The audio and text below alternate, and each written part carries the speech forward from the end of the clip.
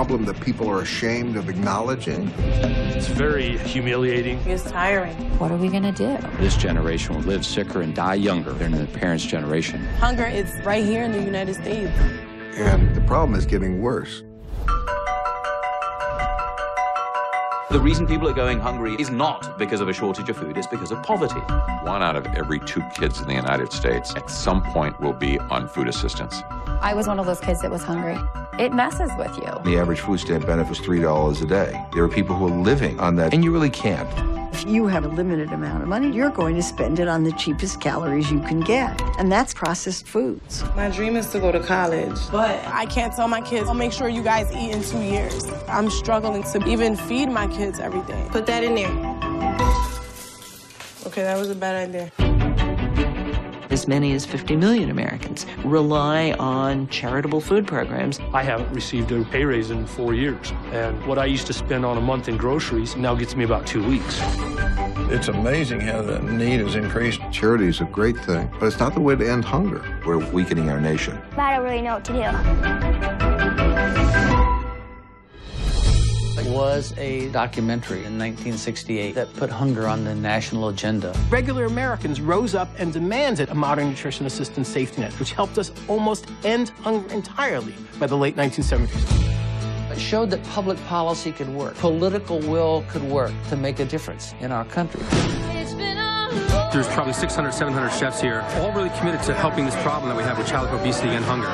Working to make sure that families have access to quality, affordable food. It's so good. There's a lot of education that needs to happen around what is healthy food. Give your ideas for change, for the healthy life of your kids. We all have a stake in this. It's about patriotism, really. If another country was doing this to our kids, we would be at war. And it doesn't have to be that way. Kristi Jacobson has been producing and directing nonfiction films for the past decade, and her 2000 film, Toots, a portrait of larger-than-life New York saloon keeper Toots Shore, gained several nominations and awards, including the National Board of Review's Top Documentary Award. Called one of the most compelling yet forgotten stories of the 20th century by journalist Walter Cronkite, Toots was selected as a critic's pick by the New York Times, the New York Post, and New York Magazine. Congratulations. Thank you. Good job on that. Thanks. And Laurie Silverbush. The New York Times called writer-director Laurie Silverbush's first feature film, On the Outs, shockingly fresh, and New York Newsday likened it to the films of directors Mike Leigh and Ken Loach. On the Outs had its world premiere at the 2004 Toronto International Film Festival and its European debut at the 2000 Berlin Film Festival, and went on to win both the Grand Jury Award and the Audience Award at the 2005 Slam Dance Film Festival, the first to garner both top awards in the history of the festival. Good job, Laura. So my first question is sort of how this came about, and I know that you approached Kristi after something happened to you personally about a girl you were mentoring. Yeah. Can you tell a little bit about that? Sure. Can you guys hear okay? There we go. Okay. So I had been working with at-risk youth because of that film On the Outs that I had directed, which was a fiction film, and I'd been in the fiction space. I was mentoring a young girl named Sabrina, and came to learn that she was hungry on an almost daily basis. And it even went so far as I found out she was scavenging for food in the trash at school, and it was really upsetting. And no matter how much I would feed her or bring her to our house to eat or send her home with groceries, the next day the problem was still there, or the day after. It didn't go away. I wasn't fixing the problem, and it was very frustrating. And I also was involved in a lot of philanthropy in New York City, big charities that were raising a ton of money, and celebrities would come out, and there would be this, really Herculean effort on the part of committees, and they would do this stuff, and they would raise, upwards of $1 million, $2 million in a night. And not once over the course of the night would anyone stop and say, well, what's going on here? They'd say, we've done all this good, and then go home and feel really good, and never say, where does it end? Or why? Why even? No one was asking why, and it was really frustrating. What needed to be done in the first place? Why are we even in this position? Like, what's happening?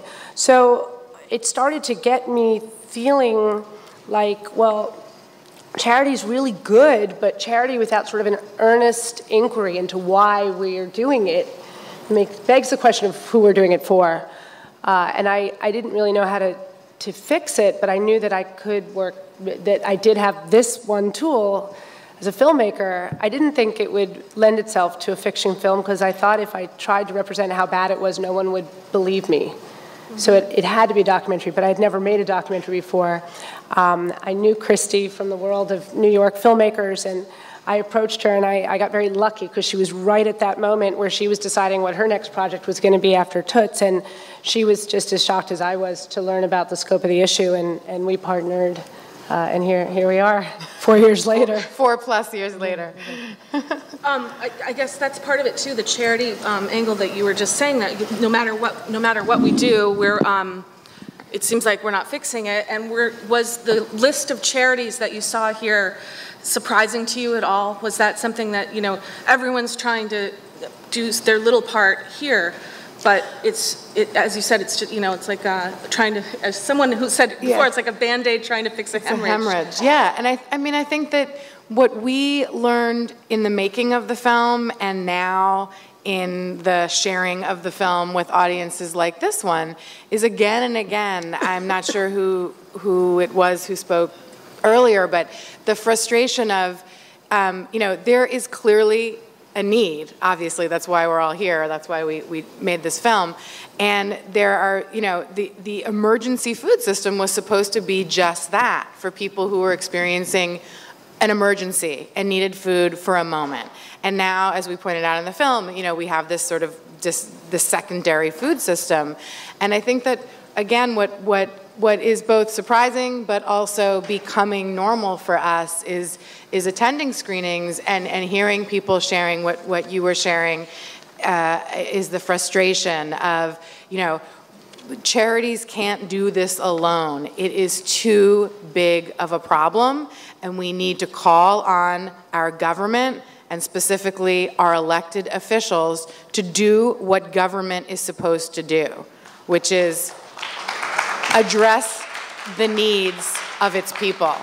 And that is why we feel like it's so important to try and get the film out there as much as we can, and we really appreciate being here. I just want to take one moment because you mentioned Toots, my previous film, and there is a member of your community who was featured in Toots who sadly is no longer with us, Bill Bookbinder. And I just wanted to thank Mary for beginning the invitation to have us come here. Yeah, and also, of course, Matt and Suzanne Mitchell. But I just wanted to take a moment because Bill was a real important part of that film. So. One of the things we talked about in our Q&A in the paper was about food insecurity. That was, sort of one of the words I didn't even know before seeing this film. And unfortunately for space, I had to cut some of the things that were with the Q&A.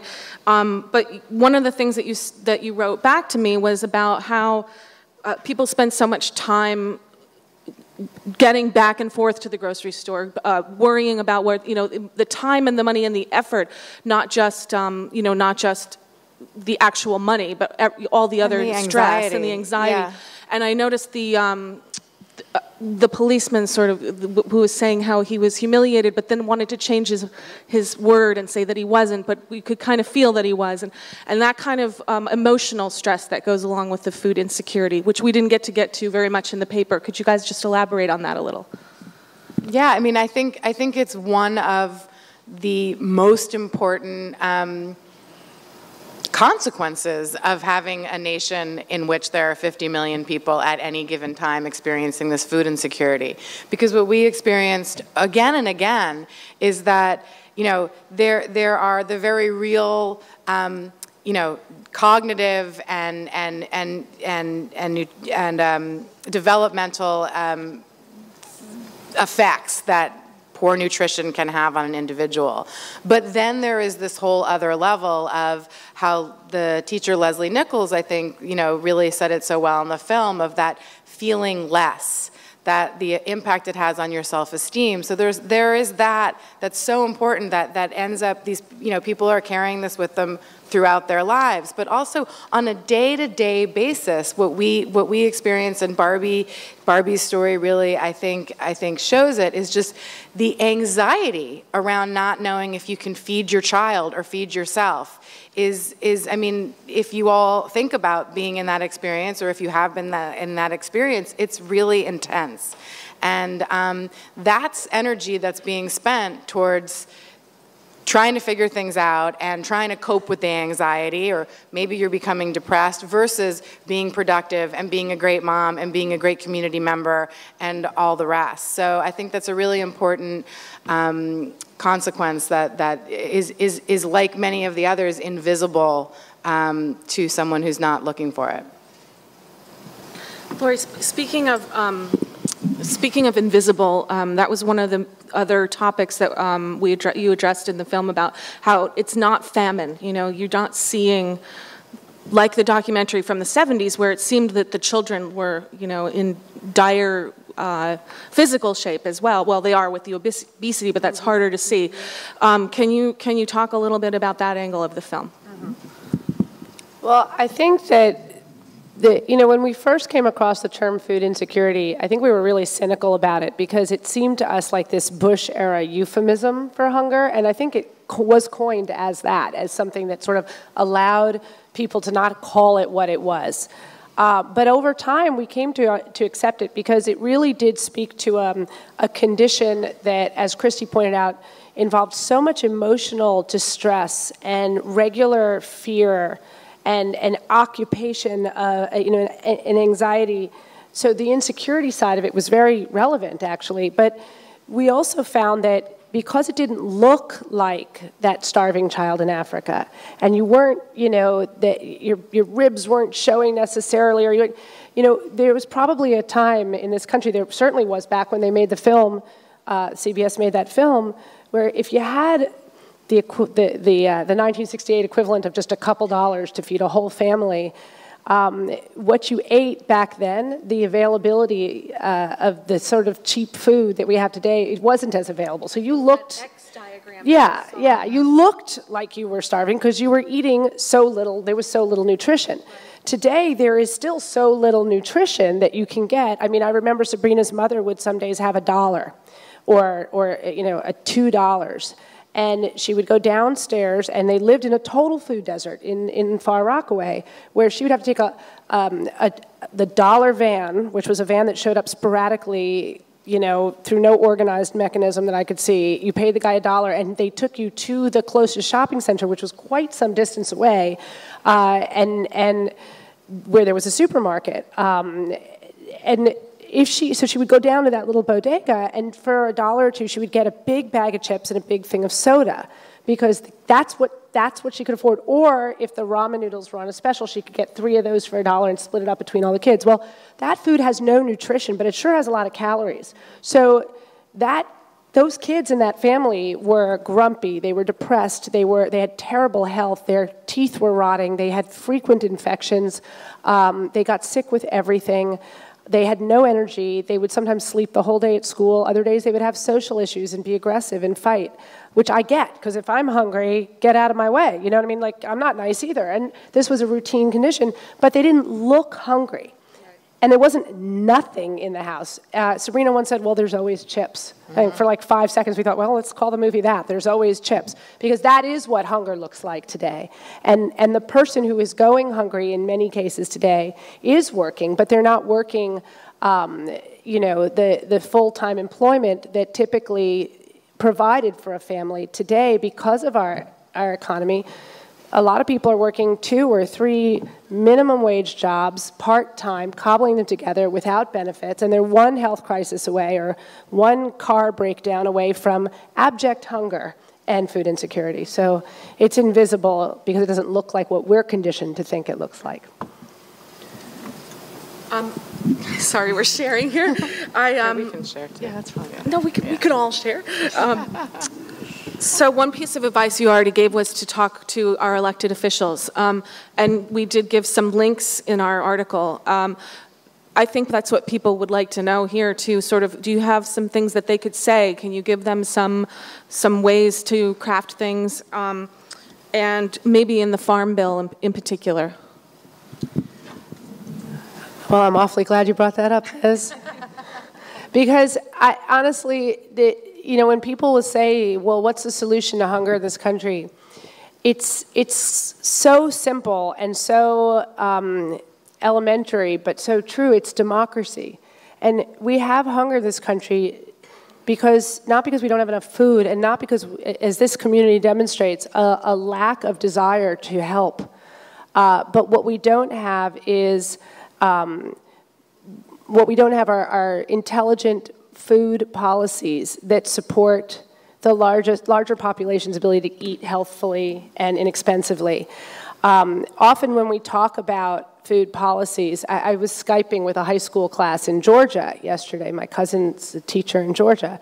This is a class of from a sort of a wealthy boarding school, not boarding school, a wealthy prep school.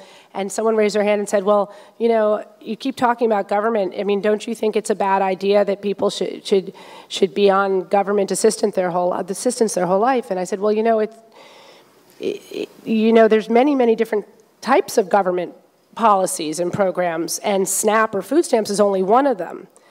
Another example of a government policy is, like our ag policies, where billions and billions of dollars are being added to our deficit every year for big corporations that have been having, record income in the last few years. A drought notwithstanding, there's been some amazing years for commodity crops, and yet they're getting 65% of their crop insurance completely financed by the government, and they're collecting all sorts of ag subsidies, direct payments, whether the weather's great, whether the crops fail or succeed, whether they even plant. So these types of things are in place. That's an example of food policy that does not benefit the larger population because it encourages the growth of food that is actually very unhealthful and is contributing to a major health crisis in this country. And imagine if sane food policy rolled over and reallocated some of that and appropriated it to the fruits and vegetables that at-risk communities so desperately need. Or, for example, if policies, a government policy said a certain amount of school food should be purchased from local agriculture, and creates markets for small farmers and family farmers and people who are growing responsibly and sustainably, because they don't want handouts, they want a market. And there's nothing like a government contract to make an industry succeed. I mean, that would be a hell of a stimulus to our economy. So there's all kinds of government policies. And one of the things that we found today, everyone is so afraid of implying that government has any kind of responsibility for anything. There was a time when you assumed that government had a job to do, and I think if our bridges were crumbling, the Tappan Zee Bridge fell down tomorrow, would we organize a fundraiser? Or would we get on the phone and demand that elected officials, do their jobs and make sure that infrastructure works so that people are safe? And I believe there's a parallel to food policy in this country.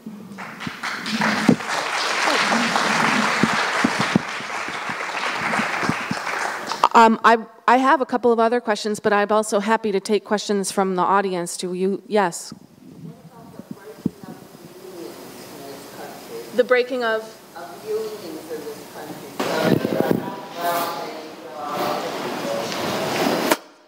Wait, hold on a second. I have a microphone for you. I said, what about the breaking up of unions in this country so that there are not well-paying jobs? In case anyone couldn't hear, because I think that mic is a little funny, she asked about the breaking the unions and the lack of the breakup of unions and the lack of well-paying jobs. And I actually, the film I made before Toots was a film in which I examined the organized labor movement at that period of time, which is around the turn of the century. And You know, I think that Lori and I traveled across the country and visited many towns and cities and again found, you know, the people that you met in the film, families where one or two, or in some cases 3 or 4 adults in a household were working, often full-time, and still couldn't put food on the table. And I think, you know, that we can't have a conversation about ending hunger in America without also having a conversation about a living wage. And it's certainly something that you can also raise with your elected officials. So thanks for bringing that up. In the back? Chris is going to bring you. Can you hear me? Yes. Okay. Great. First, you know, brilliant film, and I didn't really know much about the topic until I saw this film tonight. And as Chris said, it's infuriating. But you talk about, you know, talking to our elected officials, and our elected officials talk about it. You talk about talking to our elected officials. And as we saw, like with Newton, where 90% of the American people wanted background checks for gun owners or for gun purchases, and that couldn't get through.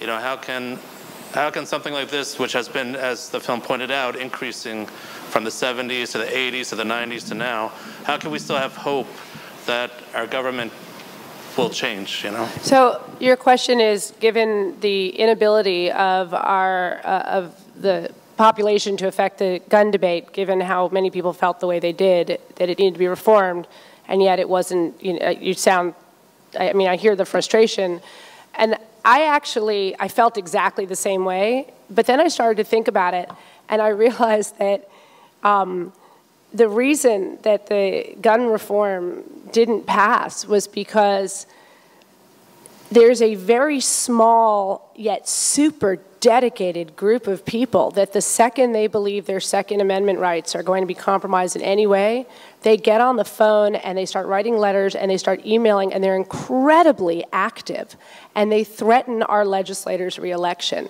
So actually they are proof that a very small but dedicated and empowered group can sway the national conversation, even against what the larger broad consensus of the seems to be. I actually found that to be that made me optimistic, because that's what's not happening around food, but is starting to happen now. So what we're seeing, when, Kristi and I have been up on the Hill a number of times. We've gone up with Tom Colicchio, with some of the SNAP alumni, including Leslie Nichols, the teacher, and we spoke to Congress, and what they were saying was, well, our phones aren't ringing on this. Our phones aren't ringing. When our phones ring, when our email boxes are full, like, they have a staffer whose job it is to count how many calls they get on a given day about a given issue. And then they tally it up and they start to pay attention. And Jim McGovern, who is the legislator in the movie, said, if I get 6 phone calls on an issue, I'll change how I vote. I've seen my peers do it, because we will assume a couple thousand people in our district feel the same way and they didn't bother to call. But we'll see a trend from 6 phone calls. So I think that even though the public cared so much, the people who were making those calls were the people who cared on the other side of the issue and have learned to activate. What we are seeing now is, for the first time, and certainly since we began, the different groups who seem to have slightly different agendas, like the organic food people, or the slow food, or the locavores, or the people in the hunger relief community, or the people in the environmental and conservation world, are starting to get together and realize that they all should be advocating for the same thing, which is fair, just, sane food policy. Because the result will be a food system that is far more equitable and much less hunger. And now that they're starting to realize that they have this common thing to go after, I mean, 50 million people in this country are food insecure. That's a hell of a voting bloc. And once people start to realize that they have some collective power, and we're working now with people who are going to be working to marshal that and bring it together as a political force. So stay tuned, because that is exactly where we're going with this. And we're using the SNAP alumni, people like Leslie Nichols, teachers, doctors, lawyers, professionals who at one point or another in their life relied on SNAP. We brought some of them with us to Congress, and they stood up and said, one of them was a tax attorney, and she was an Eisenhower Fellow, and she educates young girls around the world on leadership, and she said to Congress, when I was 9 years old, I was living on the streets, and I lived on food stamps a lot as a child, and it enabled me to stay in school, go to college, go to law school, and now I'm paying back my debt to society many times over. So rebranding food stamps as an investment and a nutrition program is a really big part of this, and we're working really hard to make that a reality using the film as a platform.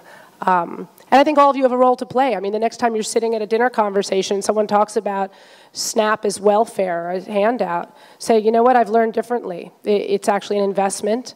The average SNAP recipient is on SNAP for about 10 months, not a lifetime. The barriers to entry, as you can see, are quite high, and the program needs to be modernized. We should be spending more in a recession, not less. So, yeah. And to that point, I think earlier Liz had asked about some specific actions on the Farm Bill. And so right now, for those of you who don't know, there's the Farm Bill, which we, which is in the Department of Agriculture, which we hope you caught in the film. The Farm Bill is before Congress right now, and actually the Senate just voted on their version yesterday, which has approximately $5 billion in cuts to SNAP over the next 10 years. That has gone to the floor of the Senate and been voted on. Currently, the House has the bill that has come out of committee and has not yet been voted on the floor, and that bill cuts more than $20 billion in the current SNAP or food stamp program. And so if you want to make a difference in this particular moment in time, we need to send a message loud and clear to our representatives that, this is a moment in time when Americans need help in this area, and it's not a time to cut these programs. So specifically, calling on your elected representatives in the House would be helpful. And one thing you can do among many is, you saw at the end of the film, it said you could text the word food, F-O-O-D, to 77177, and that will give you not an annoying number of texts, I promise, because I've signed up myself, but it will frequently give you information like, for example, that this bill is going to the House and you should contact your representatives so that you can stay on top of those very specific hunger-related issues that are happening in Congress. I have heard people argue that one of the worst food policies that we can support is supporting small farmers, organic farmers, because they lack the technology, they lack the equipment, they tend to over-fertilize, they do more damage than they've done good. I don't know the answer to that, but I'm just curious to get any thoughts. I do remember in Rockland County 4 years ago where we had a lot of small farms, and almost every lake and stream in the county was polluted. Well, I think you're raising an excellent point, which is that we need to be looking at our farm policy and making really smart decisions. One thing I can tell you for sure we shouldn't be doing is selling off our ag, to the ag policies and to the highest bidders and the people that pay for elections. And that's what's happening right now. And there's no way that allowing 70% of our ag subsidies, taxpayer-funded ag subsidies to go to 10% of the highest, the largest, the wealthiest commodity producers is certainly not going to speak to fixing what you're talking about.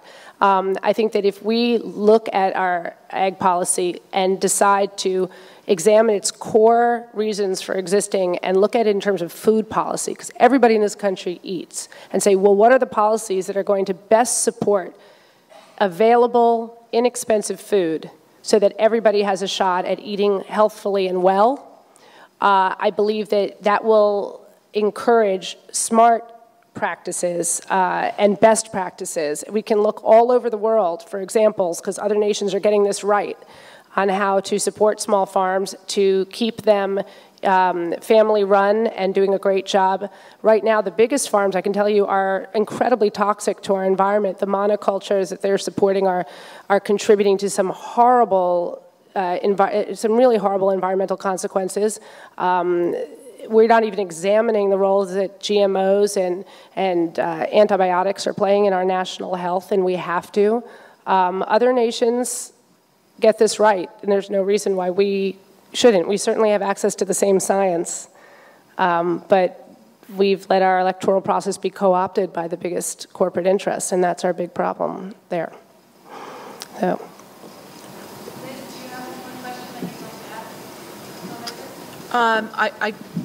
I don't have one to wrap it up, but I'd like to offer them a chance to say anything that I haven't asked or that we haven't asked. And I also want to say that if you want to get in touch with your representatives, the link to all of them was in the article in the Journal News, and it's on loha.com/food. One more question? Oh, okay. Sorry. Yes.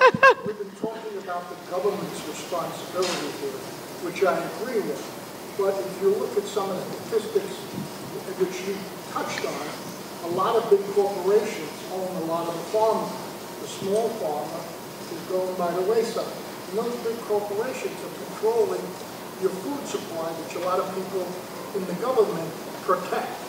Exactly. So I think that somehow you need to reach those people too about providing cheaper and healthier food, so you remove that opposition where they say they see they can make money from this as well by doing something healthy. And a lot of corporations today are trying to make healthier foods too, to do away with a lot of the junk. That's right. You know, PepsiCo, for instance, all of, other corporations like that going to healthier stuff. Thank you, sir. I would agree with you. Yeah. But I do think that you're raising an excellent point. Big industry is going to do the right thing if they're incentivized, and they can be incentivized by the creation of a marketplace for healthy things. I mean, you're seeing that the PepsiCos of the world are working very hard to create water products and healthy products because there is a demand. They also will be incentivized by regulations. We live in a regulation-free business zone in this country. So there's lots of ways to incentivize big business. I agree that we will never fix this without bringing these big food companies along with us and helping sway them in the right direction. But who determines what they do or don't do is our elected officials. They are the ones in charge. And what we learned in our years of going down and talking to congresspeople is that they really are motivated by one thing, and it's re-election. And every single decision to us, it seemed, was entirely calculated based on that. So if they hear from people that they will get, I mean, I think even if you don't know anything about the Farm Bill, you can certainly send an email to your member, your representative in the House and say, I intend to learn how you're voting on issues pertaining to food policy and hunger, and I will vote accordingly. That message alone will shock the hell out of many of them because they're not hearing it yet, but they're going to start to. It's starting to ignite. So you'll be part of that if you decide to do it. And I think that your question speaks to sort of what I wanted to say anyway, which is that, we all have a role to play in this. And, you sitting here came here for a reason to see this film. You've seen this film. You are a witness to what's happening here in this country.